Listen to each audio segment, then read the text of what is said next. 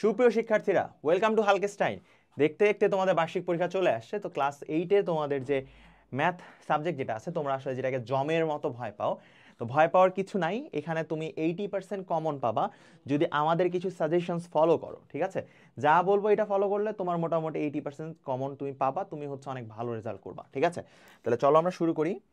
যে প্রথম কি হচ্ছে দেখো, যে প্রথমে হচ্ছে যে ঘনবস্তুতে কি দ্বিপদী ও ত্রিপদী রাশি খুঁজতে হবে, সেইগুলা আহামরি কিছু জিনিস না, অভিজ্ঞতা টাইপের। এখন আসে হচ্ছে টাইপ ওয়াইজ অ্যানালাইসিস সাজেশনে আমরা আসি।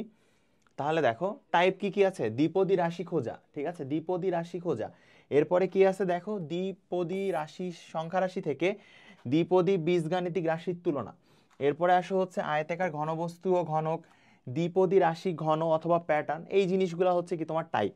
ওকে, তো গুরুত্বপূর্ণ সকল সূত্রগুলা কি কি আছে এখানে? তোমার ত্রিভুজের ক্ষেত্রফলের সূত্র কি? হাফ ইন্টু ভূমি গুণন উচ্চতা।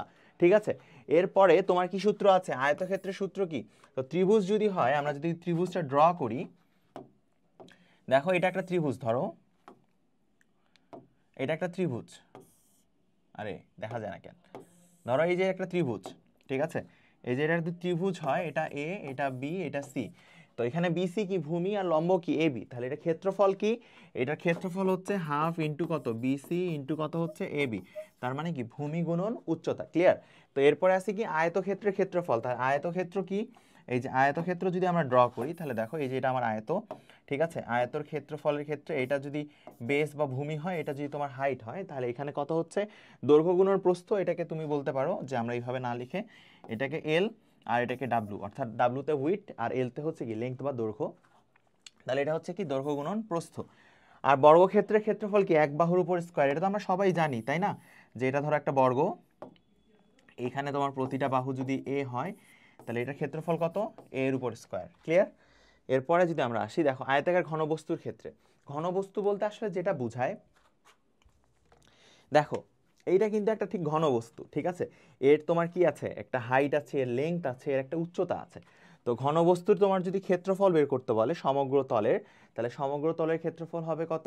এই সমগ্র তলের ক্ষেত্রফল তোমাকে যদি বের করতে বলে, তাহলে এখানে তল কয়টা আছে দেখো, এই যে দেখো এ ডি এইচ ই, এই যে এখানে একটা তল, এটার একটা ক্ষেত্রফল হবে। আবার কত? এ ডি সি বি, এইটা একটা তল, এখানে একটা ক্ষেত্রফল হবে। ক্লিয়ার? তাহলে এখানে কি বি সি জি এইচ এর একটা ক্ষেত্রফল হবে। আবার এখানে কত দেখো, জি এইচ ই এফ এর ক্ষেত্রফল হবে। কথা কি বোঝা যায়? আবার এখানে কত? এ বি এইচ জি, আর ওইদিকে যদি বলো সি ডি ই এফ, তাহলে ছয়টার ক্ষেত্রফলের যোগ করলে তুমি টোটালটার ক্ষেত্রফল কিন্তু পেয়ে যাবা। আর তোমাকে যদি ঘনফল বের করতে বলে, তাহলে ঘনফল হচ্ছে কত? ঘনফল বা আয়তন, সেটা হচ্ছে দৈর্ঘ্য গুণন প্রস্থ গুণন উচ্চতা। এখন আসা হচ্ছে ঘনক। ঘনকের ক্ষেত্রে যেটা হয়, যে ঘনকের ধারগুলো তোমার সমান হয়। তো ঘনকের ক্ষেত্রফল হচ্ছে কত? যে 2 ইন্টু, এই যে দেখো এখানে যেটা সুবিধা হয় ঘনকের ক্ষেত্রে, এইটার প্রতি, অর্থাৎ এই যে এটার প্রতিচ্ছবি কিন্তু এই যে এটা। ঠিক আছে, এইটার প্রতিচ্ছবি হয় এই যে এটা। আর এই উপরের সারফেস যেটা আছে, এই যে এই সারফেসের প্রতিচ্ছবি হচ্ছে এই সারফেসটা। সো ক্ষেত্রফল এগুলা সমান হয়, এই জন্য 2 ইন্টু যে কোনো তিনটার ক্ষেত্রফল। ঠিক আছে, তাহলে তোমার উত্তর কিন্তু চলে আসে। আর ঘনকের আয়তন হচ্ছে কি? দৈর্ঘ্যের উপর কিউব, অর্থাৎ এ কিউব। ওকে, এরপরে আসো দ্বিপদ বা ত্রিপদী রাশির সূত্র। আমরা সবাই জানি যে এ প্লাস বি হোল কিউবের সূত্র কি? A cube plus 3a square B plus 3ab square plus B cube. ঠিক আছে, আবার এটার অনুসিদ্ধান্তের সূত্রটা কি? অনুসিদ্ধান্তের সূত্র হচ্ছে A cube plus B cube plus 3ab, আবার হচ্ছে কত? A plus B. আবার তুমি যদি এ কিউব প্লাস বি কিউবের সূত্র লিখতে চাও, তাহলে দেখো এই সাইনটা কোথায়? এইদিকে চলে আসছে। তাহলে কত? A plus B whole cube minus 3 কত আছে? A B into A plus B. Clear? তো সেই হিসাবে তুমি যদি দ্বিপদী রাশির বিয়োগের সূত্রে দেখো, কত হচ্ছে? A cube minus 3a square B plus 3b A B square. So এই জিনিসগুলো হচ্ছে কি মুখস্থ রাখতে হবে। অর্থাৎ তুমি যদি সূত্র মনে রাখতে না পারো, তাহলে তুমি ইজি ম্যাথগুলো করতে পারবা না। ঠিক আছে, এরপরে যদি আমরা আগাই, দেখো এখানে কি বলছে, আরো কিছু সূত্র।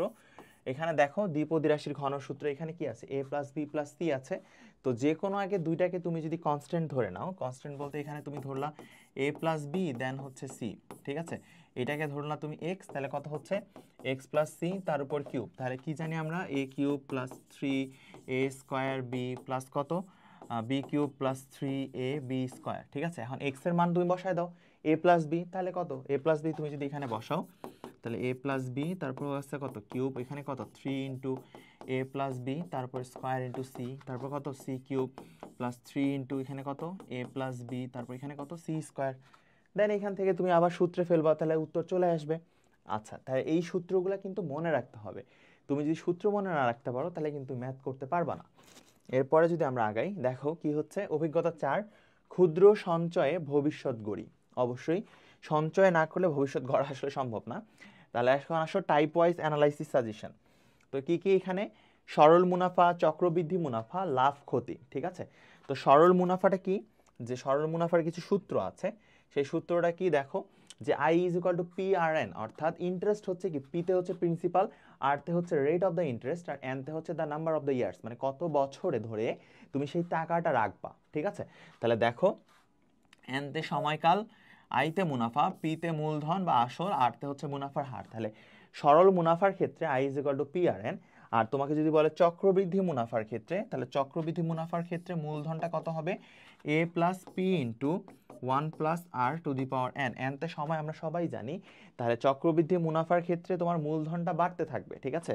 এই বিষয়টা কীরকম, তাহলে দেখো তোমাকে যদি আমি বলি তোমার কাছে 5 টাকা ছিল, তোমাকে সুদ দিছে 1 টাকা, তাহলে হয়ে গেছে কয় টাকা, 6 টাকা। এরপরে তোমাকে 6 টাকার উপর সুদ দিবে, 6 টাকার উপর তোমাকে সুদ যদি 2 টাকা দেয়, তাহলে তোমার মূলধন হয়েছে তোমার কয় টাকা, 8 টাকা, 6 আর 2। এরপরে 8 টাকার উপর সুদ তোমাকে দিছে 3 টাকা, তাহলে তোমার চক্রবৃদ্ধি মূলধন কত হবে, 11 টাকা। সো এখানে কি টাকা বাড়তে থাকবে। সো চক্রবৃদ্ধি মুনাফা যদি বের করতে বলে, তাহলে চক্রবৃদ্ধি মূলধন যেটা বের করছো সেখান থেকে মূল যে মূলধন সেটা বাদ দিলে তোমার চক্রবৃদ্ধি মুনাফাটা তুমি বের করতে পারবা। এরপরে আসো হচ্ছে কি, যে লাভ ক্ষতির ক্ষেত্রে, ধরো হচ্ছে তুমি ক্রেতা আমি বিক্রেতা, ঠিক আছে। আমি একটা প্রোডাক্ট কিনছি, আমার কি ক্রয় মূল্য 10 টাকা, আমি তোমার কাছে বেচছি 15 টাকায়, তাহলে আমার লাভ কয় টাকা, 5 টাকা। ঠিক সেম ভাবে আমার কেনা দাম হচ্ছে 15 টাকা, তোমার কাছে বেচছি 12 টাকা, আমার ক্ষতি কয় টাকা, 3 টাকা। তো এটাই হচ্ছে তোমার কি লাভ ক্ষতির বিষয়। অভিজ্ঞতা 6 হচ্ছে কি অবস্থান মানচিত্রের স্থানাঙ্ক জ্যামিতি। আচ্ছা, তাহলে টাইপ ওয়াইজ অ্যানালাইসিসে যদি আমরা আগাই, কার্তেশীয় স্থানাঙ্ক, স্থানাঙ্ক দিয়ে ক্ষেত্রফল আর সরলরেখার ঢাল। কার্তেশীয় স্থানাঙ্ক কি, কার্তেশীয় স্থানাঙ্ক হচ্ছে যদি ধরো এরকম একটা কোঅর্ডিনেট থাকে এক্স ও এক্স ড্যাশ, এটা হচ্ছে কত ওয়াই ও ওয়াই ড্যাশ, এই এরকম কোঅর্ডিনেটটাকে বলতেছি আমি কার্তেশীয় স্থানাঙ্ক, ঠিক আছে। এইখানে হচ্ছে বিভিন্ন ভ্যালু বসাইতে পারবো, ঠিক আছে, এক্স ওয়াই এ, অর্থাৎ এক্স আর ওয়াই কত দূরে ঘুরতেছে সেটা আমি ভ্যালু বসাই, আমি কি করতে পারবো, স্থানাঙ্কটা বের করতে পারবো বা ক্ষেত্রফল বের করতে পারবো, ঠিক আছে। এখানে কিছু সূত্র আছে, সেই সূত্রগুলো আমরা দেখি। যে দেখো তোমাকে যদি দুইটা বিন্দুর মধ্যবর্তী দূরত্ব বের করতে বলে, দুইটা বিন্দুর মধ্যবর্তী দূরত্ব বলতে ধরো এরকম দেওয়া আছে, তাহলে এইখানে দেখো সেই বিন্দুটা, এই দুটার দূরত্ব যদি বের করতে বলে, এটা কত x1 y1, এটা হচ্ছে ধরো x2 y2, দূরত্ব বের করতে বলছে, কি বের করতে, দূরত্ব। তাহলে দূরত্ব যদি বের করতে বলে তাহলে দূরত্বটা হবে কত, দেখো x2 মাইনাস x1, তাহলে x2 মাইনাস x1 তার উপর হোল স্কোয়ার প্লাস কত হবে এখানে y2 মাইনাস y1 তার উপর হোল স্কোয়ার দিয়ে হচ্ছে রুট। তাহলে হচ্ছে দুইটা বিন্দুর মধ্যবর্তী দূরত্ব যদি তোমাকে বের করতে বলে তাহলে সেটা কি হবে, ভুজদ্বয়ের পার্থক্যের উপর স্কোয়ার প্লাস হচ্ছে কোটিদ্বয়ের পার্থক্যের উপর স্কোয়ার।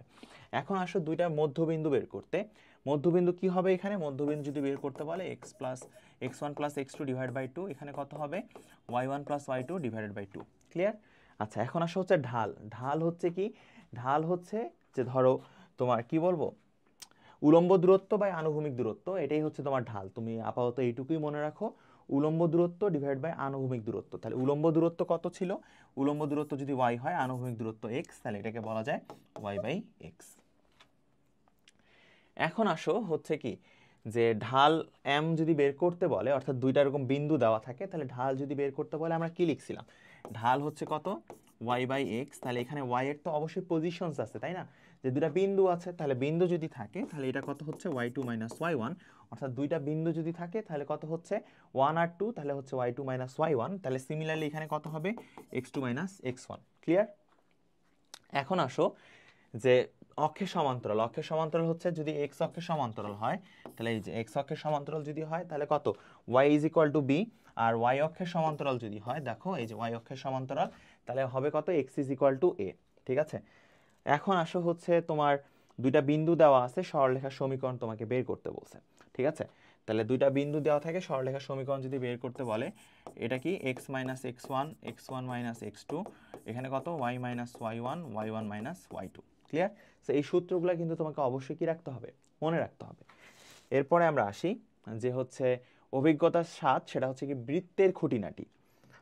ঠিক আছে, টাইপ ওয়াইজ অ্যানালাইসিসের দিকে যদি আমরা আগাই, দেখো বৃত্তের কি আছে, একটা বৃত্ত যদি আমি আঁকি, এই একটা বৃত্ত, এই বৃত্তের কেন্দ্র থেকে পরিধি পর্যন্ত দূরত্বটা হচ্ছে আমার ব্যাসার্ধ, এই সম্পূর্ণ দূরত্বটাকে বলা হয় হচ্ছে ব্যাস। ঠিক আছে, এবং বৃত্তের কি বলে, সেন্টার বাদ দিয়ে যে কোনো লাইনে যদি আমি একটা লাইন টানি সেটা হচ্ছে আমার কি সো এইখান থেকে তোমার বৃত্তচাপের দৈর্ঘ্য, বৃত্তাংশের ক্ষেত্রফল আমরা সবগুলাই বের করবো। এরকম যদি কেটে নেই তাহলে সেটা হচ্ছে কি বৃত্তকলার ক্ষেত্রফল। ঠিক আছে, সো আমরা দেখি, দেখো গুরুত্বপূর্ণ কিছু সূত্র আছে, সেই সূত্রগুলো দেখি।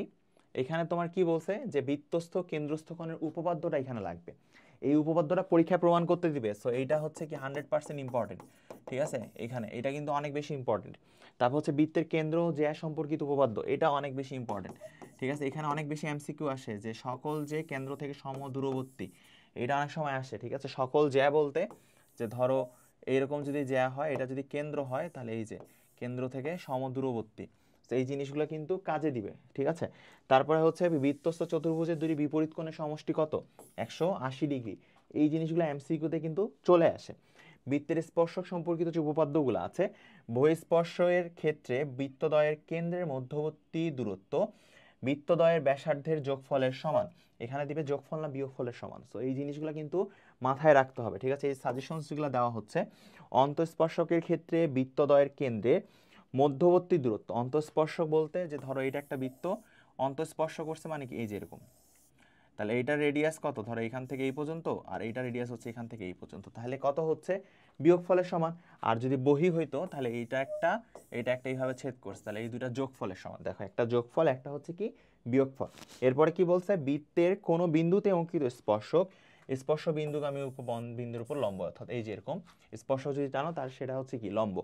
এখন বৃত্তের বহিস্থ কোনো বিন্দু থেকে বৃত্তের দুটি স্পর্শক টানলে ওই বিন্দু থেকে স্পর্শ বিন্দু দূরত্ব সকল ক্ষেত্রে সমান হয়, আমাদের যেটা প্রমাণ করতে বলে এই যে এরকম। তাহলে প্রমাণ করো যে ও এ আর ও বি সমান, মনে পড়ে এটা হচ্ছে এই স্টেটমেন্টটা। তো এখানে তোমাকে যেটা বের করতে বলছে, বৃত্তের পরিধি আমরা সবাই জানি যে কত 2 পাই আর, বৃত্তের ক্ষেত্রফল হচ্ছে কত পাই আর স্কয়ার। তো বৃত্ত চাপ যদি বের করতে বলে θ/360 2 পাই আর, অর্থাৎ বৃত্ত চাপ যে কোনো, আর বৃত্ত কলা বলে θ/360 পাই আর স্কয়ার। ঠিক আছে, ওকে। এখন আসা হচ্ছে বাইনারি সংখ্যা পদ্ধতি। তো টাইপ ওয়াইজ অ্যানালাইসিসে যদি আসি, বাইনারি সংখ্যার ইতিহাস আছে কিছু, স্থানীয় মান, রেডিক্স ও সিগনিফিক্যান্ট পয়েন্ট, তারপর হচ্ছে কি decimal two binary, binary two decimal, binary যোগ বিয়োগ গুণ। আমরা একটু দেখি আসো, কিছু সূত্র আছে, সেই সূত্রগুলো কি কি, যে এখানে 10 ভিত্তিক থেকে বাইনারিতে, অর্থাৎ ডেসিমেল থেকে বাইনারিতে তুমি রূপান্তর করতে যদি যাও, তাহলে স্থানীয় মান পদ্ধতির ক্ষেত্রে আমাদের যে বেসিক যে নিয়মটা আছে সেই নিয়মটা ফলো করলে কিন্তু আমাদের হয়ে যাবে। যে বইয়ে দেখবা যে কিছু নিয়ম আছে, সেই নিয়মগুলো কি কি, যে 10 ভিত্তিক সংখ্যার সমান ছোট 2 ঘাত নিয়ে কাজ করতে হবে। এরপরে কি, এরপরে হচ্ছে তোমার প্রাপ্ত সংখ্যা থেকে শুরু করে 1 থেকে পর্যন্ত 2 এর ঘাত বিশিষ্ট পাশাপাশি লিখতে হবে। এরপরে কি আছে, 10 ভিত্তিক সংখ্যাটির সমান বা ছোট 2 এর ঘাতের সংখ্যার নিচে 1 লিখা, মানে নিয়ম যেগুলো আছে। ঠিক আছে, তো এখানে আরেকটা উদাহরণ দেই, যে ধরো তোমাকে আরেকভাবে যদি তুমি করতে পারো, আর একটা শর্টকাট হচ্ছে যে 1 2 4 8 এইভাবে লিখতে পারো। আর 8 দুগুণা 16, 16 দুগুণা 32, 32 দুগুণা 64, তোমাকে যেইটাই বের করতে বলুক ডেসিমেল থেকে বাইনারি তুমি বের করতে পারবা। ধরো তোমাকে 9 বলছে, তাহলে 9 কোথায় কোথায় যোগ করলে, অর্থাৎ 8 আর 1 যোগ করলে 9 হয়, অর্থাৎ যেগুলা যোগ করলে হবে সেগুলোতে 1 দিব আর বাদ বাকি 0 বসাই দিব। তাহলে কত হচ্ছে দেখো, এটা হচ্ছে 1001, তাহলে কত হইলো 9। ক্লিয়ার? তোমাকে যদি বলে 12, তাহলে 12 হইলে কত হবে, 8 4 12। ঠিক আছে, তাহলে কত দেখো 8, এই যে তাহলে কত হয়ে গেল 1100। ক্লিয়ার? এইভাবে কিন্তু এমসিকিউর জন্য করতে পারবা। ঠিক আছে, এরপরে যদি আমরা আসি, দেখো যে এখানে কিছু পদ্ধতিটা দিছে, সিম্পল। এখন আসো তথ্য বুঝে সিদ্ধান্ত নেই, কি কি আছে টাইপ ওয়াইজ অ্যানালাইসিসে আমরা দেখি, যে উপাত্ত সংগ্রহ, শ্রেণীবদ্ধকরণ, তারপর কি উপাত্ত উপস্থাপন, তারপর কি কেন্দ্রীয় প্রবণতা বা সেন্ট্রাল টেন্ডেন্সি, এখানে আছে গড়, মধ্যক, প্রচুরক। সো আমরা দেখি যে এখানে কিছু সূত্র আছে, সেই সূত্রগুলো কি কি। সো গড়ের সূত্র আমরা সবাই জানি, যে এখানে ধরো 10 জন আছে, সবাই 2 টাকা করে পাবে। সো গড়ে কয় টাকা করে পাবে, 5 টাকা করে পাবে। ঠিক আছে, যে 10 টাকা আছে, 2 জন আছে, 2 জনের মধ্যে ভাগ করো, 5 টাকা করে গড়ে পাবো। তো এটা হচ্ছে কথা। তো এখানে কিছু সূত্র আছে, সেই সূত্রটা হচ্ছে তোমার যদি উপাত্তের ভিত্তিতে বলে তাহলে কি summation of f i x i divided by n, অর্থাৎ এইভাবে লেখা যায় summation of f i x i divided by n. ঠিক আছে, এন হচ্ছে মোট গণসংখ্যা। আর তোমাকে যদি প্রচুরক বের করতে বলে বা কি মধ্যক যদি বের করতে বলে, তাহলে মধ্যকের সূত্র কি? মধ্যকের সূত্র হচ্ছে L plus N by two minus F C into কত H divided by F M. তাহলে এটা হচ্ছে কি মধ্যকের সূত্র। ঠিক আছে, এন বাই টু তো আমরা জানি, এফ সি হচ্ছে কি, এফ সি হচ্ছে মধ্যক শ্রেণীর এই যে পূর্ববর্তী যোজিত গণসংখ্যা, আর এফ এম হচ্ছে মধ্যক শ্রেণীর গণসংখ্যা, আর এইচ তো শ্রেণী ব্যাপ্তি, যেটা আমরা সবাই জানি। ঠিক আছে, এখন আসো প্রচুরক। প্রচুরকের ক্ষেত্রে সূত্র কি? এল হচ্ছে কত, f one divided by f one plus f two into h. এটা হচ্ছে আমার প্রচুরক, এখানে এল প্লাস হবে। তাহলে প্রচুরকের ক্ষেত্রে এফ ওয়ান কি? এফ ওয়ান হচ্ছে প্রচুরক শ্রেণীর গণসংখ্যা মাইনাস তার পূর্ববর্তী, আর এফ টু হচ্ছে প্রচুরক শ্রেণীর গণসংখ্যা মাইনাস তার পরবর্তী শ্রেণীর গণসংখ্যা। আচ্ছা, তাহলে এই যে সাজেশনসটা ছিল, এটা হচ্ছে তোমাদের 8-এর পরীক্ষায় অন্তত 80% কমন একটা সাজেশন। অর্থাৎ যা বলা হয়েছে এই প্রতিটা জিনিস যদি তুমি ভালোভাবে পড়ো, তোমার ইনশাল্লাহ 80% কেন, তুমি 90%-এর উপর নাম্বার পাবা। ঠিক আছে, তাহলে দেখা হচ্ছে পরে কোনো ভিডিওতে। ধন্যবাদ সবাইকে।